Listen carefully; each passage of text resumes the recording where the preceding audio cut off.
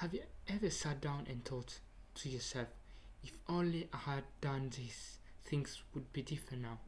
Maybe you didn't study for an exam, or you thought, if I had studied harder, I would have passed. Or maybe you missed the bus and later you told yourself, if I had left the house early, I wouldn't have been late. Well, all these moments, little regrets, missed chance, or just fun, what if daydreams about the past? And in English, there's a perfect grammar for talking about them, called the third conditional. And that's exactly what we learned today. By the end of this lesson, you'll be able to talk confidently about imagining past situations, express regrets naturally, and even add more emotion to your English storytelling. So, let's step into this world of imagination.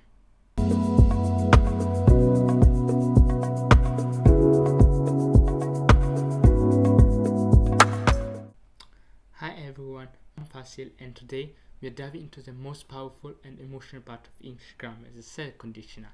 This isn't just grammar, it's about expression regrets, missed chance, and imagining different endings to our stories. It's one of the conditions that lets us use sound truly natural, especially when you're sharing experience or telling stories. The condition, or the if part, uses the past perfect. For example, if I had studied harder. The results uses would have plus the past participle. For example, I would have passed the exam.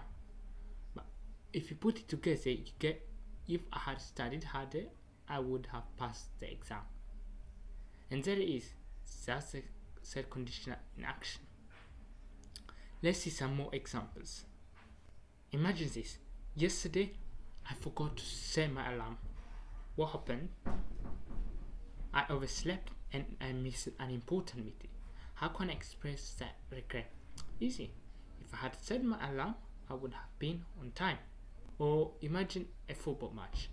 Your team loses because the goalkeeper made a mistake. You could say, if the goalkeeper had saved the shot, we would have won the game. And one more. If they had invited me to the party, I would have gone. But they didn't invite me, right? And I didn't go. That's the beauty of the third condition. You can tell the real story and the imaginary version in one sentence. So, when do we use this grammar rule? We use it when we want to talk about regrets and missed opportunities, things that could have happened differently in the past. It's perfect when you're looking back and imagining how life would have changed. Think about world history.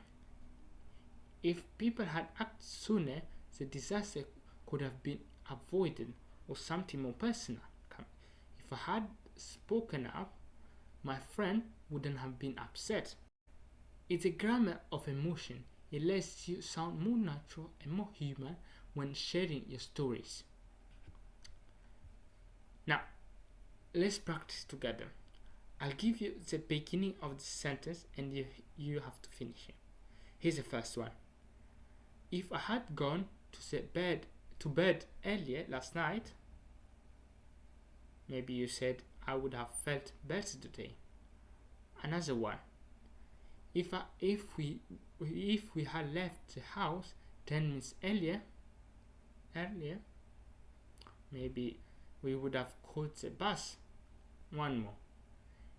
If we had studied for the test, maybe you would have passed easily. See how it works? We are building imaginary past together. Now, here's something interesting. It doesn't always have to be would have. You can also use might have or could have. For example, if I had tried harder, I might have won the competition. Or if you had asked me, I could have helped you. This little change makes your English sound more natural and less robotic. So remember, you can play with would or could and might and express different shades of meaning. But be careful. Many learners make mistakes here. The biggest mistake is forgetting the past perfect after if. For example, someone might say, if I studied harder, I would have passed. That's not the third conditional, that's actually the second. The correct way to say is, if I had studied harder, I would have passed. So always remember, after if we need the past perfect. It's a had plus past participle. Let's try some more. I'll tell you a short situation and you make the third conditional sentence.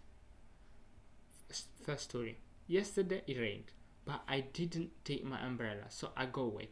What's the sentence? If I had taken my umbrella, I wouldn't have got wet. Another story. My friend didn't call me, so I didn't know about the party. What's the sentence? If my friend had called me, I would have not known about the party. Now it's your turn. In the comments, write at least 3 conditional sentences from your own life. Think about real moments, regrets, missed chance, or funny situation. I'll read them and give you a feedback. So let's bring it all together. The third conditional is for the past that never happened, is for regrets, for imagination, or for rewriting history. The structure is simple: is if plus past perfect and would have plus participle. You can also use could have and might have for variety. And remember, the most common mistake is forgetting the past perfect after if. With this grammar, you can sound more natural, more expressive, and more human in English conversations. Let me leave you with one final thought. If you had not clicked on this video, you wouldn't have learned the third condition today, but you did, and now you got it. So give the video a like if you find it helpful. Subscribe for more lessons and share it with a friend who's also learning English. And remember, if you keep practicing a little bit every day, your English will keep improving. See you in the next lesson.